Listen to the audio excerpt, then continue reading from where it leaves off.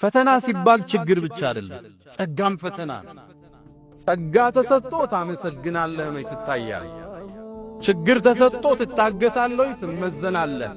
ዲን ማለት እሱ ነው። ዲን በአንድ አንቀጽ ሲቀመጥ ኢነ ፊ ዛሊከ ለአያቲን ሊኩሊ ሶባሪ ሸኩር፣ ሹክርና ሶብር ነው ዲን። አለቅ ጸጋ ተሰጥቶ ሸኩር መሆን ማመስገን፣ ችግር መጥቶብህ መታገስ። ዲን ባጭር ቃል ሲገለጽ እሱ ነቢዩና ሙሐመድ ዓለይሂ ሰላቱ ወሰላም ከማ ዐንደ አልቡኻሪ ምን ሐዲስ አቢ ሁረይራ አንድን ውብ ታሪክ ይነግሩናል። ስለ ጸጋ ያለንን ምልከታ ያስተካክሉልናል። አላህ ፈተናዎችን ሲያመጣብን ነገራቶችን በምን መልኩ ማለፍ እንዳለብን ካላለፍነው የሚጠብቀንን ውድቀትን ጠቅሰውልናል። ነገሩ ወዲህ ነው። ድሮ ከሳቸው መላክ ከክፍለ ዘመናት በፊት 3 ሰዎች ነበሩ ይላል።